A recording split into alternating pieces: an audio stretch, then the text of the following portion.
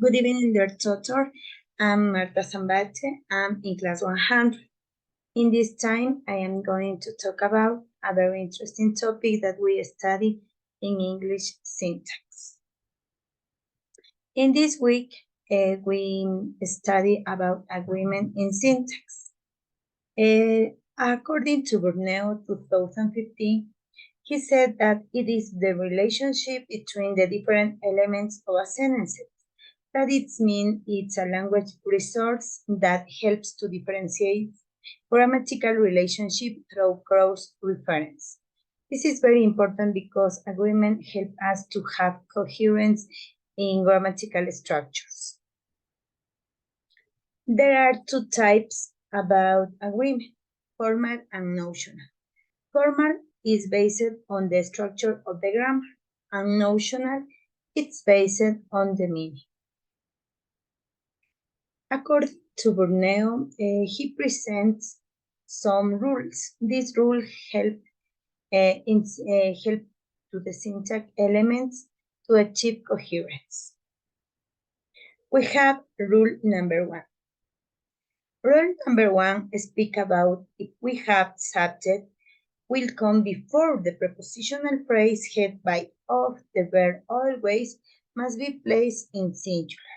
I wrote some examples. For example, I have a box of chocolates is a delicious gift. Here the subject before of it is a box. A box is one box. For that reason, this is a singular. I put the verb in singular. The other example, a group of teachers is very friendly. In this case, I have only one group before a prepositional phrase of, and I have to write the verb in singular. In this case, I wrote the verb in singular is. Rule number 2. In this rule, said when we have two singular subjects, and these are connected by or, either or neither nor, the verb required to be in singular. For example, I have these examples. Either my dad or my mom traveled to Spain. In this example, I have the word either, but I have two subjects. These subjects are in singular and are connected by the word or. I need to put the verb in singular. For that reason, I wrote travels because I have two subjects that are in singular. The other sentence, I have the word neither. I have two subjects that are Mary and Luis, nor Luisa. It's pizza. The verb is in singular. Rule number 3. In this rule, said if in a sentences we find a singular and plural of subject and we use or, either or neither nor, this must agree with the noun pronoun to close it. For example, I wrote two examples. Neither the president nor the ministers solve the country's economy. I have the more close subject is the ministers. Ministers is in plural. For that reason, I wrote the verb in plural. The verb is solve. In the other example, neither the teachers nor the student play soccer in the new stadium.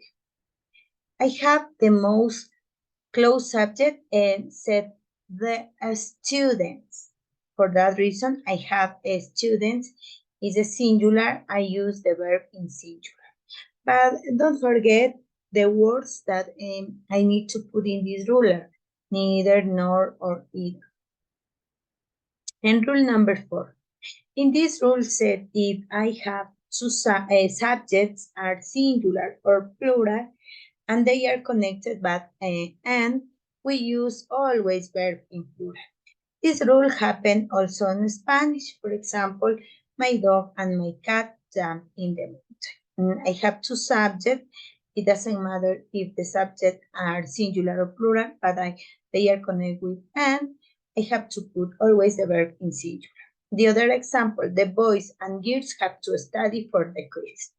I have two subjects, but these subjects are in plural For that reason, I wrote the verb in plural. Rule number 5. In this rule, explain about if I have the singular subject is separated by phrases such as along with, as well as. The verb must agree with the subject. Since the sentences don't intervene, that is, they are not part of the subject. I have 2 examples about that. For example, the teacher as well as the student traveled to Galapagos today. I have the subject is in singular, and after I have the word as well as, I have to put the verb like the subject. The subject is singular, for that reason I wrote the verb in singular. In the other, I along with my husband, I'm going to party tonight. I have to always look at the subject. If you have a singular subject, you have to write a singular verb according to the subject. In this case, I have that is in singular. The last rule. In this rule, explain if the noun after of is in singular, we place the verb in singular with the use of the words percent, fraction, major, some, all, etc. But if the noun is in plural, also I put the verb in plural. For example, some of the cake is missing. In this case, I have singular subject for that reason. I wrote the verb is in singular and I have the word some.